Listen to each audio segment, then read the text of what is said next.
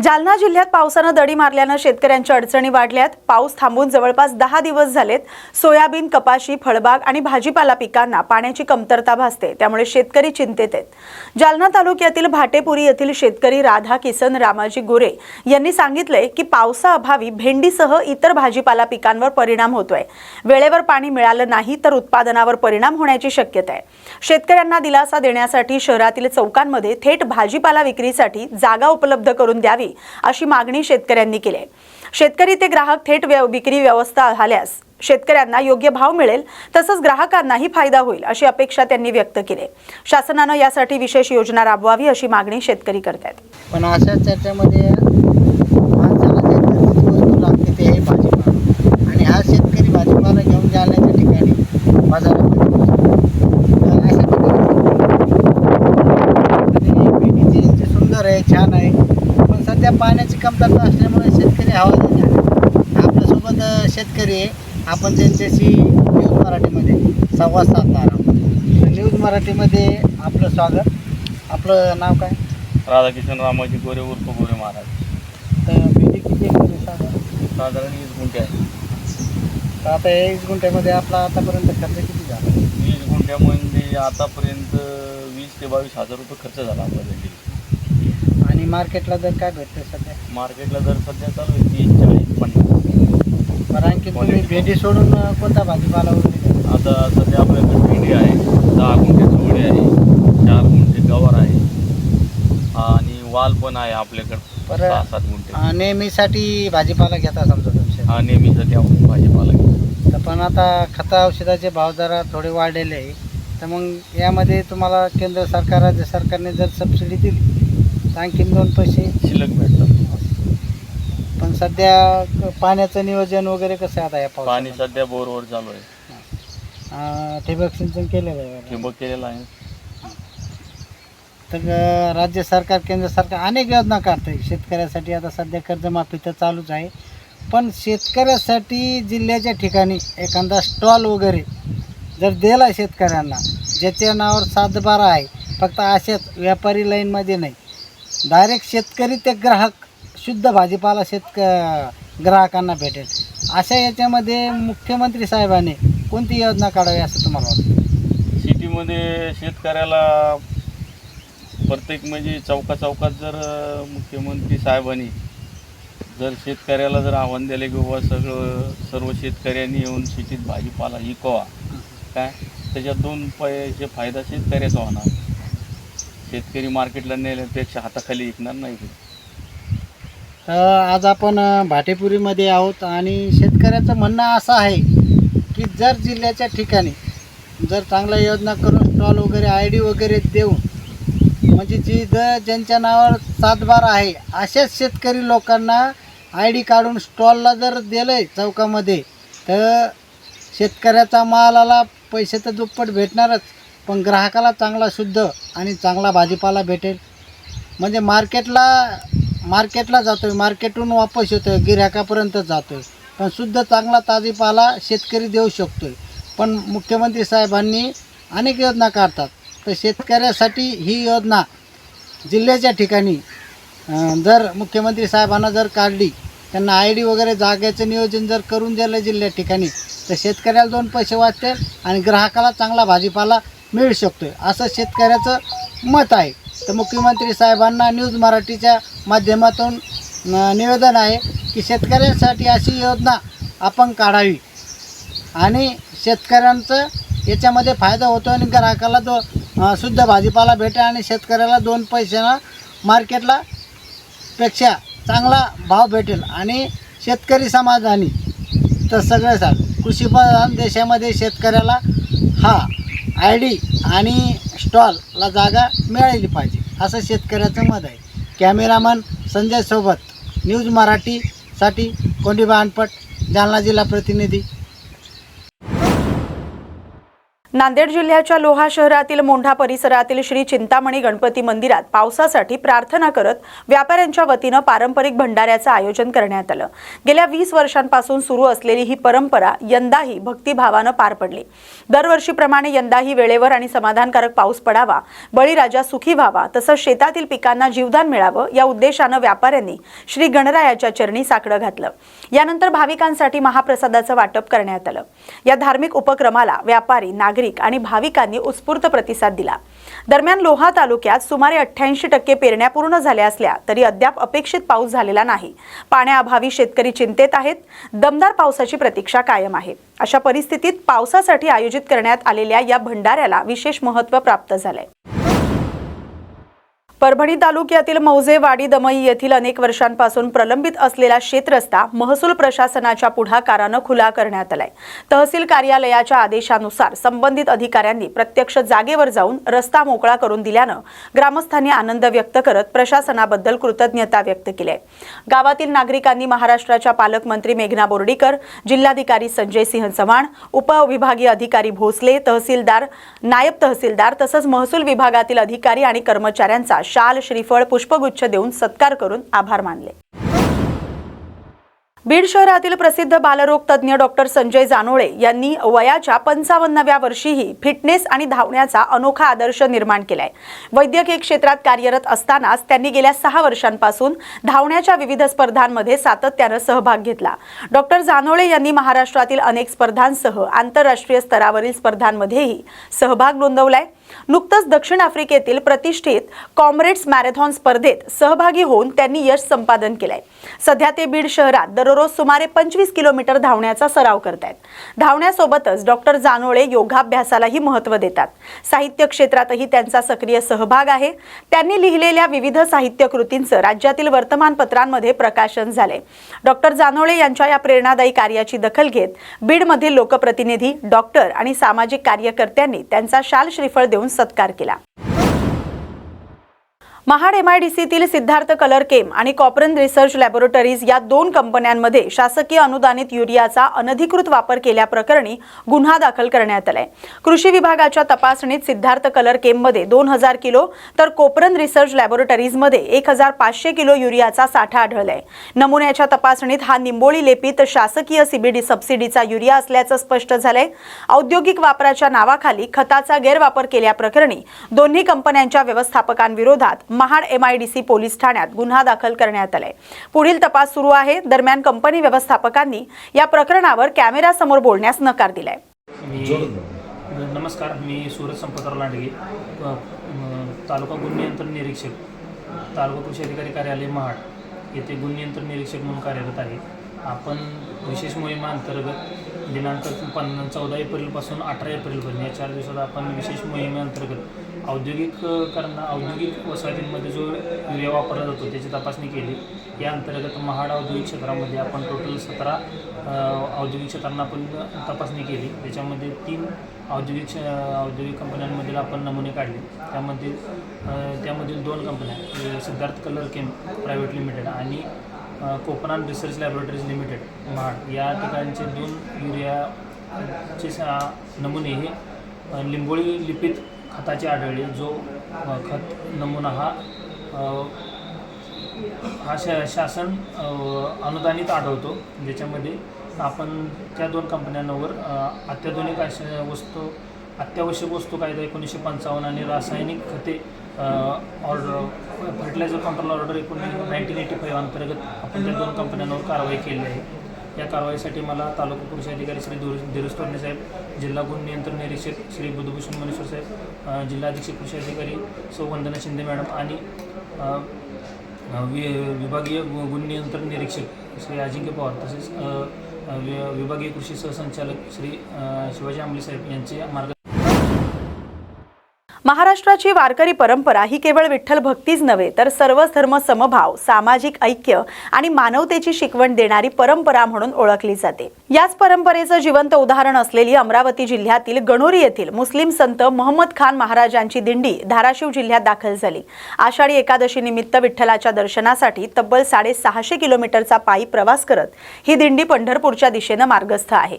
धाराशिव जिल्ह्यातील कळंब इथं या दिंडीचं फ्रेंड्स फॉरएव्हर ग्रुपकडून टाळ मृदुंगाच्या गजरात आणि विठ्ठल नामाच्या जयघोषात उत्स्फूर्त स्वागत करण्यात आलं। दिंडीत सहभागी झालेले वारकरी दररोज अनेक किलोमीटरचा पायी प्रवास करत अभंग, भजन आणि नामस्मरणाच्या माध्यमातून विठ्ठल भक्तीचा संदेश देत पंढरीच्या दिशेने वाटचाल करतायत।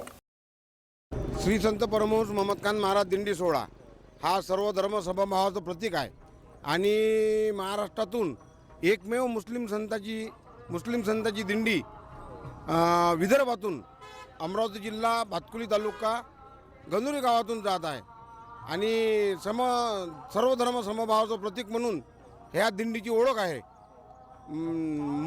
पंढरपूरमध्ये सुद्धा मुस्लिम संतांची एकच दिंडी ही विदर्भातून आलेली आहे आणि आमच्या गावामध्ये कमीत कमी 1.25 कोटीचं मंदिर मोहम्मद खान महाराजांचं आहे। मोहम्मद खान महाराजांची शेती आहे आणि गणोरी गावामध्ये सर्वच लोक या दिंडीला सर्व धर्म समभावाचं प्रतीक म्हणून मानतात। शेगावहून निघालेल्या संतश्रेष्ठ गजानन महाराजांच्या पालखी दिंडीनं हरिनामाचा जयघोष करत गेल्या 3 दिवसांपासून धाराशिव जिल्ह्यात प्रवेश केलाय। कळंब आणि तेर मार्गे ही पालखी धाराशिव शहरात दाखल झाले। पालखीचं दर्शन घेण्यासाठी शहरातील नागरिकांनी मोठी गर्दी केली आहे। पुढील 2 दिवस ही पालखी धाराशिव जिल्ह्यात मुक्कामी असणार आहे। दरम्यान शहरातील जिल्हा परिषद मल्टीपर्पज कन्या शाळेच्या मैदानावर पालखीचा मुक्काम असणार आहे। उद्या पहाटे ही पालखी तुळजापूरकडे प्रस्थान करणार आहे। आरक्षणाच्या उपवर्गीकरणाच्या मागणीसाठी मातंग समाज आक्रमक झालाय। जिल्हाभर मोर्चे काढण्याचा इशारा मातंग समाजाच्या वतीने देण्यात आलाय। तुळजापूर इथं मातंग समाजाच्या विविध संघटनांच्या प्रतिनिधींची महत्त्वपूर्ण बैठक पार पडली। या बैठकीत टप्प्याटप्प्याने महामोर्चे काढण्याचा निर्णय घेण्यात आलाय। मोर्चाच्या दिवशी घरातील चुली बंद ठेवून लाखोंच्या संख्येने मातंग समाज बांधव सहभागी होणार असल्याची माहिती संघटनांच्या पदाधिकाऱ्यांनी दिली।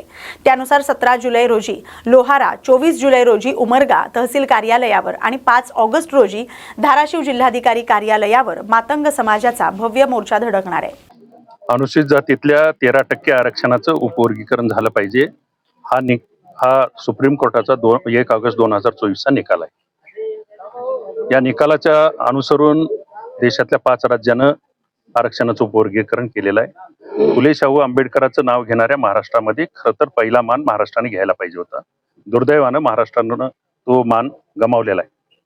म्हणून मातंग समाज हा खवळलेला आहे। एकटा मातंग समाज नाही, अनुसूचित जातीतल्या 50-52 जाती एकत्र घेऊन ज्या वंचित आहेत आरक्षणापासून गेल्या 70 वर्षामध्ये त्यांना 13%तल्या आरक्षणाचं 0.5 सुद्धा नीटपणानं लाभ मिळाला नाही। म्हणून ज्या वंचित समूह आहेत अनुसूचित जातीतला, मातंग समाज एक वडील भाऊ म्हणून त्या छोट्या छोट्या समूहाला एकत्र घेऊन महाराष्ट्रभर प्रत्येक जिल्ह्यामध्ये तालुक्यामध्ये मोर्चे काढायचं ठरलेलं आहे। आजच्या इथल्या बैठकीमध्ये धाराशिवचा मोर्चा 5 ऑगस्टला लाखोच्या संख्येनं कलेक्टर ऑफिसवर काढण्याचं या ठिकाणी सर्वानुमती ठरलेलं आहे।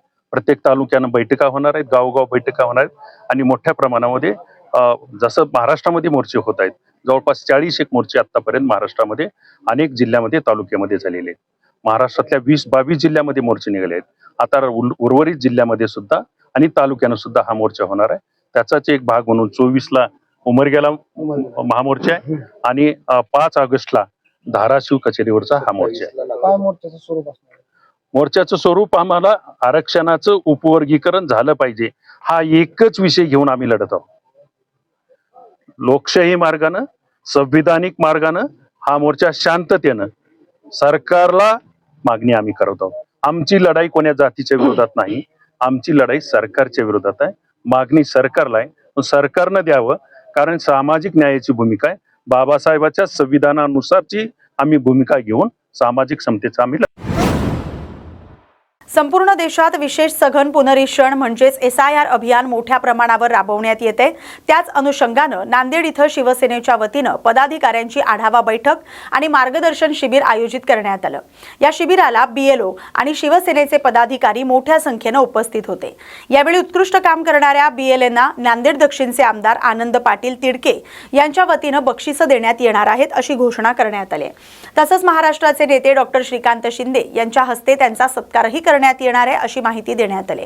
जास्तीत जास्त मतदारांनी SIR नोंदणी करून घ्यावी, जेणेकरून भविष्यात कोणतीही अडचण निर्माण होणार नाही आणि प्रत्येक पात्र मतदाराचं नाव मतदार यादीत कायम राहील, यासाठी नागरिकांनी दक्षता घ्यावी असं आवाहन आनंद पाटील तिडके यांनी केलंय। राज्य निवडणूक आयोगाचा SIRचा कार्यक्रम या ठिकाणी चालू आहे। यादी मॅपिंगचा कार्यक्रम चालू आहे आणि आम्ही पक्षाच्या वतीने सुद्धा BLA या ठिकाणी नेमलेले आहेत। त्यांची बैठक या ठिकाणी आम्ही घेतली होती आणि पक्षाच्या वतीने सुद्धा त्यांचा प्रशिक्षण या ठिकाणी घेण्यात आलं। पक्षाच्या वतीने सुद्धा वरतून आम्हाला ज्या पद्धतीनं माहिती दिलेली आहे ते माहिती आम्ही सर्व BLAंना या ठिकाणी दिलेली आहे। अतिशय महत्त्वाचं काम या ठिकाणी आहे। 2002च्या नंतर 2026ला या ठिकाणी SIR या ठिकाणी होत आहे, यादीचं पुनरीक्षण या ठिकाणी होत आहे।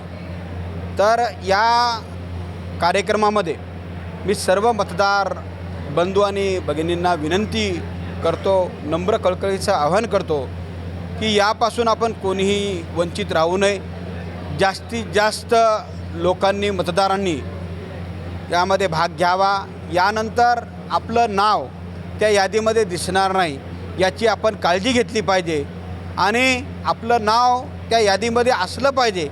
यासाठी जे काही शासनाचे BLO आपल्याकडे फॉर्म देत आहेत ते फॉर्म आपल्या घरी आपण ठेवतो आहे, ते फॉर्मसुद्धा आपण BLOला आणून द्यावं आणि आपल्या यादीमध्ये, मतदार यादीमध्ये आपलं नाव आपण नोंदावं असं नम्र कळकळीचं आवाहन या ठिकाणी करतो। अतिशय शिवसेनेच्या वतीने माननीय जिल्हाप्रमुख विनय पाटील गिरडे, आमचे दोन्ही तालुका प्रमुख, शहर प्रमुख या ठिकाणी उपस्थित आहेत, युवा सेनेचे जिल्हा प्रमुख, महिला आघाडीचे जिल्हा प्रमुख, अतिशय चांगलं काम त्यांच्या माध्यमातून या ठिकाणी आहे आणि चांगली बैठक या ठिकाणी। वारकरी संप्रदायाच्या परंपरेनुसार ज्ञानेश्वर माऊलींच्या पवित्र पादुकांचं अभ्यंग स्नान नीरा नदीच्या काठावर पार पडलं। या पावन क्षणासाठी हजारो भाविकांनी गर्दी केली होती। भक्तांनी हरिनामाचा गजर करत माऊलीच्या दर्शनाचा आनंद घेतला। माऊलींच्या पालखीचा आजचा मुक्काम लोणंद इथं असणार आहे। मार्गावर ठिकठिकाणी पालखीचं स्वागत करण्यात येतंय। संपूर्ण वातावरण हरिभक्तीत रंगून गेलंय। भक्तांनी टाळ मृदुंगाच्या गजरात आणि फुलांच्या वर्षावात माऊलीचं स्वागत केलंय। डिलिमिटेशनच्या मुद्द्यावर काँग्रेस प्रदेशाध्यक्ष नाना पटोले यांनी केंद्र सरकारवर टीका केली आहे। डिलिमिटेशनच्या माध्यमातून संविधानाच्या मूलभूत रचनेला धक्का देण्याचा प्रयत्न सुरू असल्याचा आरोप त्यांनी केलाय। संविधानाच्या रक्षणासाठी काँग्रेस इंडिया आघाडीतील पक्षांसोबत ठामपणे उभं राहील असं पटोले म्हणाले। डिलिमिटेशनबाबत अद्याप अंतिम निर्णय झालेला नाही, सर्व पक्षांनी यावर गांभीर्यानं विचार करण्याची गरज असल्याचं त्यांनी स्पष्ट केलंय। राम मंदिरातील कथित चोरीच्या मुद्द्यावरही पटोले यांनी प्रतिक्रिया देत भाविकांच्या श्रद्धेशी संबंधित विषयांमध्ये पारदर्शकता आवश्यक असल्याचं सांगितलंय।